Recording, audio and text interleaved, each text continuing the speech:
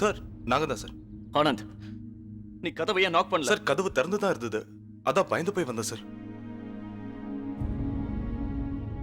Sir உங்ககிட்ட கொஞ்சம்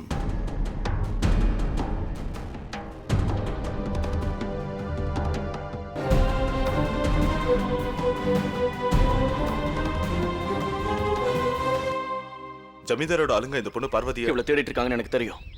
இவ்வளவு உடனே சேஃபான இடத்துக்கு நம்ம கூட்டிட்டு போயாக்கணும். இந்த இந்த ஊர்ல இருக்கிறது இவளுக்கு பாதுகாப்பு இல்ல. சார் மேலதிகாரிங்க பெர்மிஷன் கொடுக்கலனா என்ன பண்ணலாங்கிற? வெயிட் பண்ணலாமா? அதுக்குள்ள அந்த ஆளுங்க வந்து இவ்வளவு சுட்டு கொன்னுடுவாங்க. அதுக்கப்புறம் நம்ம மிஷன் தோத்து போயிடும். அதுக்கு ஒரு வழி இருக்குப்பா. நம்ம வீட்டு கூட்டு போயிடலாம்.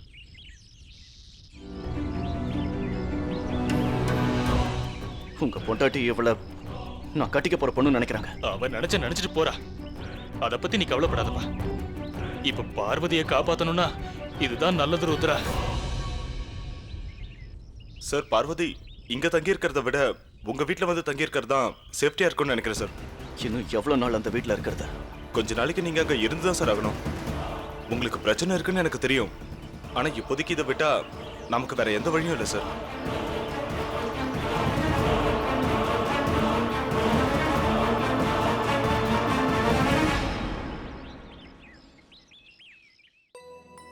அண்ணே, இதை கொஞ்சம் சீக்கிரமா தச்சு கொடுக்குறீங்களா? இன்னும் கொஞ்சம் கலர் போடுங்க. சுனிதா கொஞ்சம் வேகமா வேலையை செய். இப்ப சரியா இருக்கு.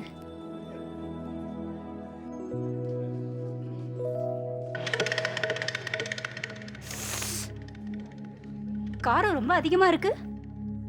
ஊறுகாயில காரம் அதிகமா இருக்கா கம்மியா இருக்கா? அத்தை, அது வந்து காரம் கொஞ்சம் அதிகமா தான் இருக்கு. நான் இப்பதான் சாப்பிட்டு பார்த்தேன். நாம ஊறுகாய் தயாரிக்கும் போது கவனம் அதுலதான் இருக்கணும். உப்பு காரத்தை எல்லாம் பார்த்து தான் போடணும். தொழில்ல பக்தி இருந்தாதான் நம்ம விளங்க முடியும். இந்த மாங்காய் எல்லாம் பக்குவப்படுத்தி உன் அம்மா வீட்டுக்கு அனுப்ப போறோம்னு நினைச்சியா? நாங்க கொஞ்சம் வெளியில போயிட்டு வரோம். போயிட்டு திரும்பி வரதுக்குள்ள ஊறுகாய நல்லா பக்குவமா போட்டு வைக்கணும்.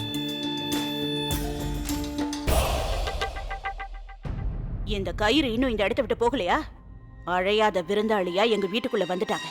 இந்த குடும்பத்துக்குள்ள வந்து எல்லாரையும் மிரட்டி நாசம் பண்ணிட்டு இருக்காங்க. இதை எடுத்து தூக்கி வெளியில போடு.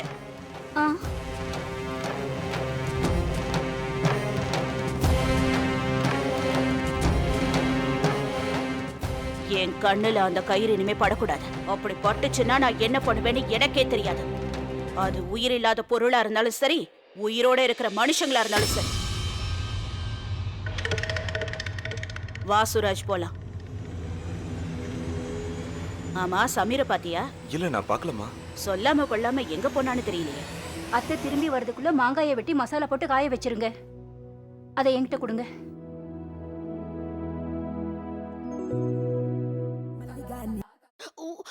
என்ன பண்றீங்க? நீ என்ன பண்ணிட்டு இருக்க? எக்ஸசைஸ் பண்ணிக்கிட்டு இருக்கேன். அந்த போட்டோல பாருங்க எவ்வளவு குண்டா இருக்கேன். இளைக்கணுங்கிறதுக்காக தான்.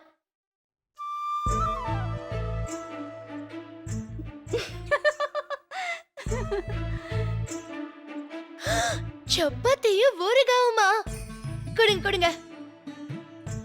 ஆமா, இந்த எக்ஸசைஸ்லாம் பைல்வான் தானே பண்ணுவாங்க. நீ எதுக்கு பண்ணிட்டு இருக்க?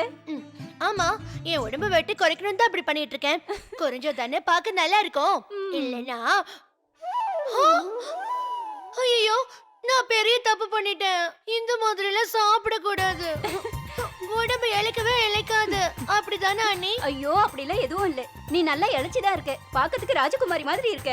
ராஜகுமாரி மாதிரி இல்ல, குண்டு புஷ்ணிகா மாதிரி இருக்கேன். நீங்க என்ன சமாதானப்படுத்தாதீங்க. நீங்க ஒல்லியே எவ்வளவு அழகா இருக்கீங்க தெரியுமா? பரவாயில்ல, உங்களுக்கு கல்யாணம் கூட ஆயிடுச்சு. ஆனா ஏன் நிலைமை? ஆமா ஆமா, நீ சொல்றதும் சரிதான். எனக்கு இப்பதான் இந்த விஷயமே புரியுது. இதை சம்பந்தப்பட்டவங்க கிட்ட கேட்டுருவோம். அவங்க என்ன பதில் சொல்றாங்கன்னு பாக்கலாம்.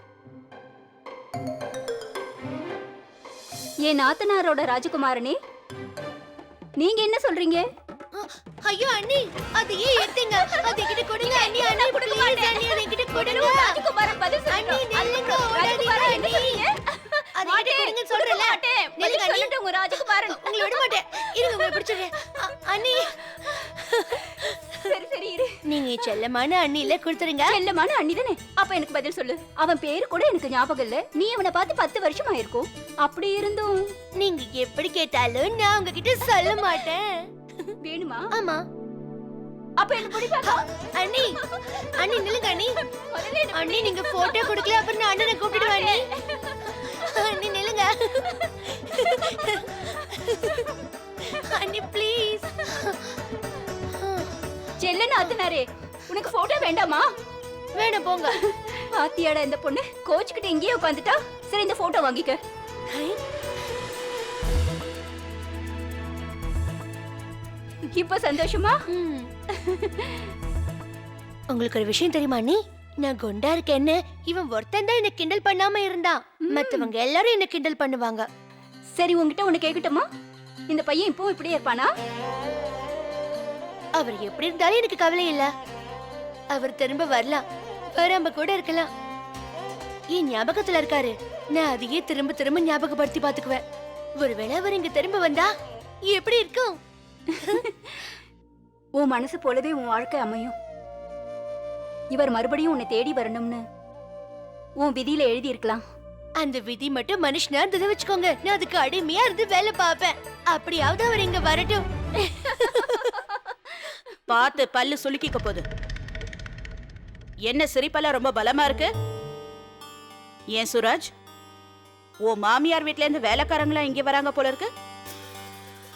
அதனாலதான் உன் பொண்டாட்டி வீட்டு வேலையெல்லாம் செய்யாம சிரிச்சிட்டு இருக்கா போல இருக்கு. என்னம்மா இதுல இது? அம்மா போகும்போது ஊறுகாயை காயப்பட சொன்னாங்களே. அந்த வேலையை இப்போ முடிச்சாச்சுன்னா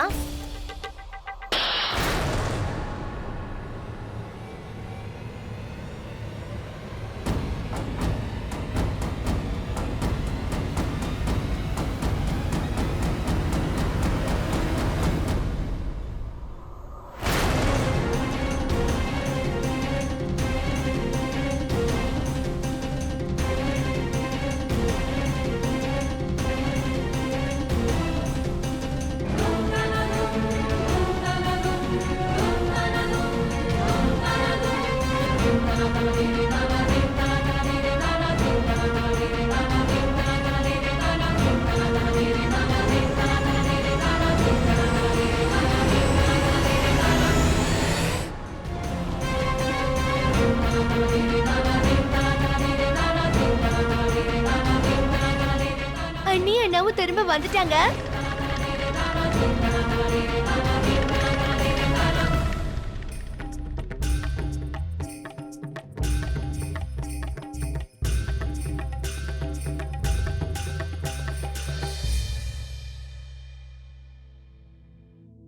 போன தடவை உங்க எல்லாருக்கும் இவர் யாருன்னு சரியா தெரியாம போயிடுச்சு. இவர் பேரு ருத்ர பிரதாப் ரணாவத். பிஎஸ்டில மேஜர். அப்புறம் என் அண்ணனோட மகன். ரொம்ப வருஷம் கழிச்சு இவர் தன்னோட சொந்த வீட்டுக்கு திரும்பி வந்திருக்காரு. இவரோட அப்பாவும் நானும் கூட பிறந்த அண்ணன் தம்பிங்க.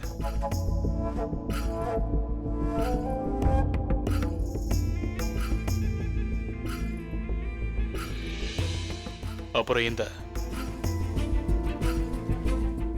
இந்த அரண்மனையும் இவரோட அப்பா பேர்ல தான் இருக்கு.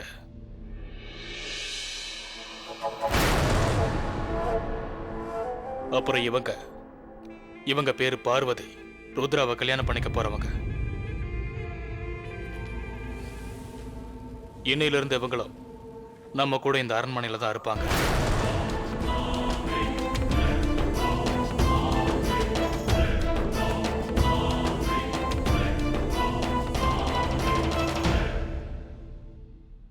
உங்க எல்லார்கிட்டயும் அந்த சமயத்துல அப்படி நடந்துகிட்டதுக்கு மன்னிப்பு கேட்டுக்கிறேன்.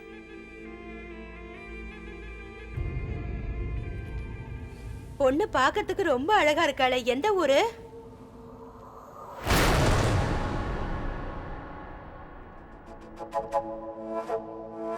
ஜெய்ப்பூர்.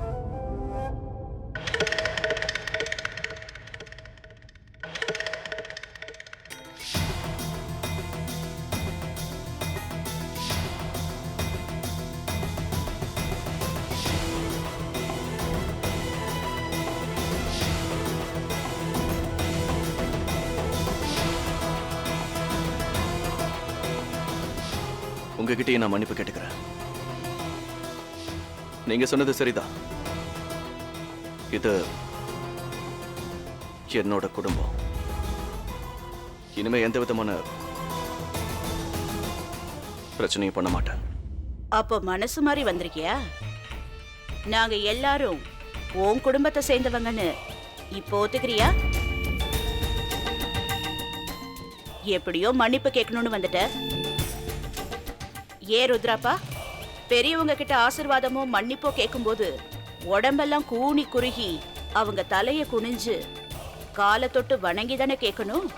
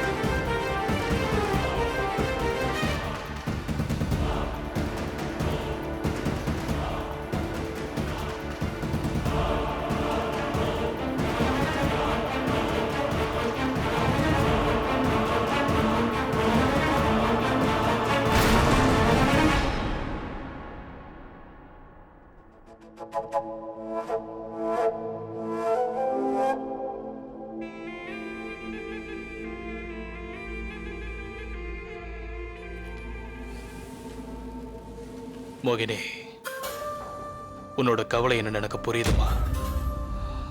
இனிமே பார்வதி நம்ம சுனிதா கூட தான் இருப்பா.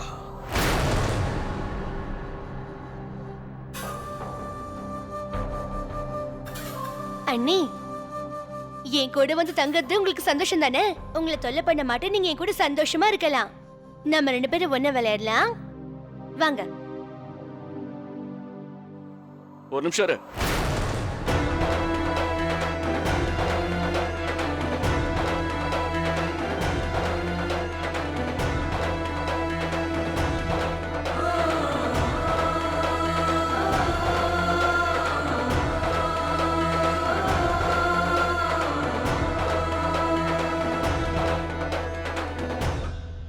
உங்ககிட்ட நான் கொஞ்சம் தனியா பேசணும். உள்ள வாங்க.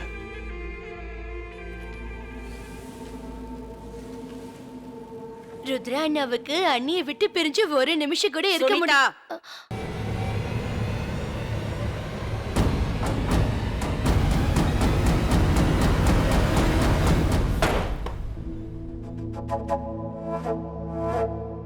இங்க பாரு, யார்கிட்டயும் எதுவும் சொல்லக்கூடாது. இல்லனா என் குடும்பத்தை சேர்ந்தவங்களையும் என் கிராமத்தையும் எரிச்சு சாம்பலாக்கிடுவேன்னு சொல்றீங்க. இத பல தடவை சொல்லிட்டீங்க. உனக்கு புத்திசாலி நினைப்பா. இதுக்காக நான் உன்னை பாராட்ட மாட்டேன். இப்ப நான் சொல்றத நல்லா கேட்டுக்க. முதல் விஷயம், இங்க இருக்கிறவங்களுக்கு எந்த உண்மையும் தெரியக்கூடாது. 2வது விஷயம், எக்காரணம் கொண்டும் இந்த வீட்டை விட்டு நீ வெளியே போக முயற்சி பண்ணக்கூடாது. முயற்சி பண்ண அப்புறம் நீ உயிரோடவே இருக்க மாட்ட. புரியுதா? என் கல்லற வாழ்க்கையை நீங்க தான் அழிச்சீங்க. ஆனா எதுக்காக என் உயிரை மட்டும் காப்பாத்துனீங்க?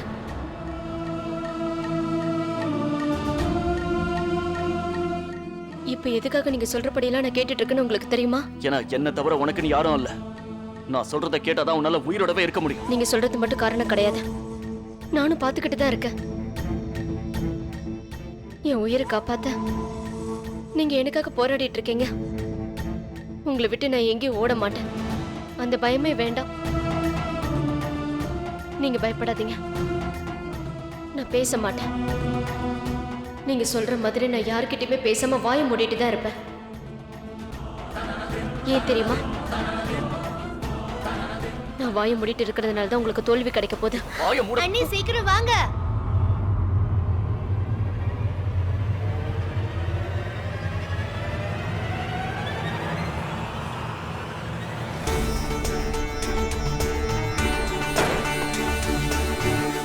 இங்க பாருங்க அண்ணி, நீங்க சீக்கிரமா குளிச்சுட்டு ரெடி ஆயிடுங்க.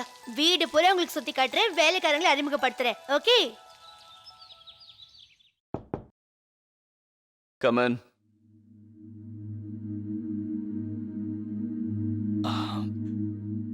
வேலை முடிஞ்சிருச்சாப்பா ருத்ரா? ஒன்னா சேர்ந்து வீட்டுக்கு போலாமா? அது உனக்கு அந்த ஸ்கூட்டர் ஞாபகம் இருக்கா? இன்னைக்கும் என்கிட்ட அதே ஸ்கூட்டர் தான் இருக்கு. போலாமா? ஏன்? நான் என்ன நினைச்சேன்னா, 2 பேரும் ஒன்னா சேர்ந்து அந்த ஸ்கூட்டர்ல வீட்டுக்கு போய் சாப்பிட்டு முடிச்சிட்டு கொஞ்ச நேரம் உட்காந்து பேசலாம்ல. இத பாருங்க, நான் இப்போ உங்க வீட்டுல ஒரு கட்டாயத்துல தான் இருக்கேன்னு உங்களுக்கே தெரியும். அந்த கட்டாயத்தை எனக்கு தண்டனையா மாத்திராதீங்க. நாம எப்பவும் இந்த மாதிரி இருக்கிறது தான் எல்லாருக்குமே நல்லது. அப்பா ருத்ரா, எதுக்குப்பா இந்த மாதிரி எல்லாம் பேசிக்கிட்டு இருக்க? பழசெல்லாம் மறந்துட்டு நாம புது வாழ்க்கை ஆரம்பிக்கலாம். எல்லாமே முடிஞ்சு போச்சு. கடந்த காலத்துல நடந்ததை யாராலையும் மாத்தவே முடியாது. தேவையில்லாம முயற்சி பண்ணாதீங்க. அது நிச்சயம் உங்களோட வாழ்க்கையை தான் பாதிக்கும்.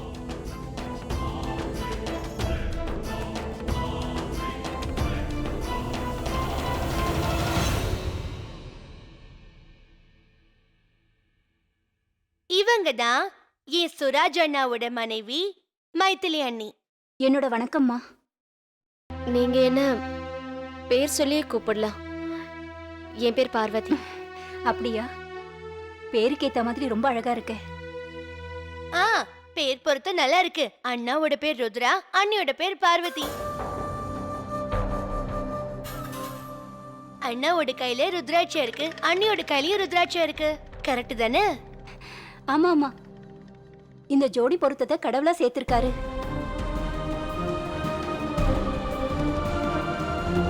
ஏன் பார்வதி அண்ணி, உங்ககிட்ட ஒண்ணு கேட்கட்டுமா? நீங்க முதல்ல ருத்ரா அண்ணாவை எங்க பாத்தீங்க?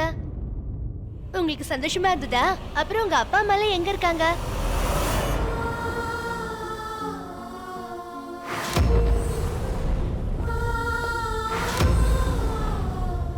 ஐயோ, எனக்கு ஒரு விஷயம் புரியல. உங்க அப்பா அம்மா ருத்ரா அண்ணாவோட ஜெய்ப்பூர்ல இருந்து உங்களை தனியா அனுப்பிச்சு வச்சிருக்காங்கல்ல?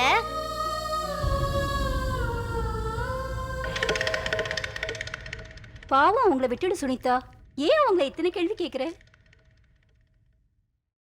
ஏமா பார்வதி, நீ ஏதாவது சாப்பிடுறியா?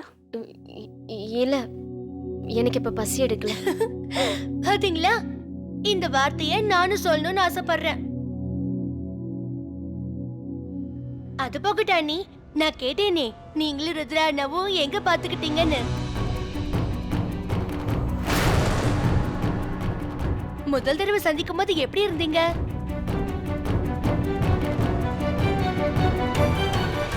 பாத்தியா, திரும்பவும் கேள்வி கேட்க ஆரம்பிச்சிட்ட. அதெல்லாம் போகட்டும்.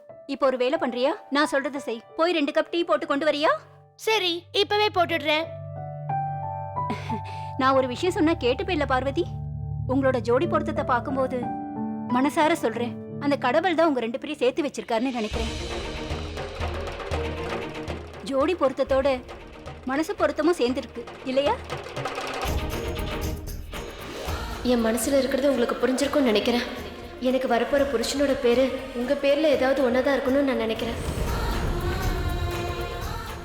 நீங்க ரொம்ப சரியா சொல்லிட்டீங்க. நம்ம கடவுள்கிட்ட வேண்டிக்கும் போதே யோசனை பண்ணிட்டு தான் வேண்டிக்கணும். ஏன்னா சில சமயத்துல சந்தோஷத்துக்கு பதிலா வேதனையை கொடுத்துடுறாரு.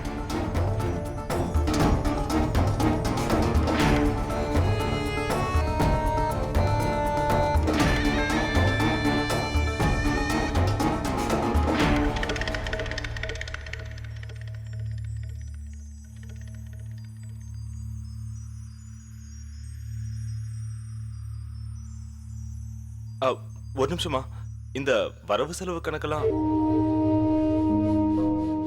எல்லாமே பொய்யாயிடுச்சு. அந்த ருத்ரா நம்ம எல்லார்கிட்டயும் பொய் சொல்லிட்டான். அந்த பொண்ணு பார்வதி இருக்கால, அவளை இவன் கல்யாணம் எல்லாம் பண்ணிக்க போறதில்ல. அப்படின்னா நான் சொல்றது 100க்கு 100 உண்மையான விஷயம். இதுல வேற ஏதோ பிரச்சனை இருக்கு. கடிவாளம் இப்ப என்னோட கையில தானே இருக்கு. கூடிய சீக்கிரமே அந்த உண்மை என்னங்கிறத நான் கண்டுபிடிக்கிறேன். கடிவாளத்தை இழுத்து பிடிச்சா நான் தேடிட்டு இருக்கிற உண்மை நிச்சயம் கிடைக்கும்.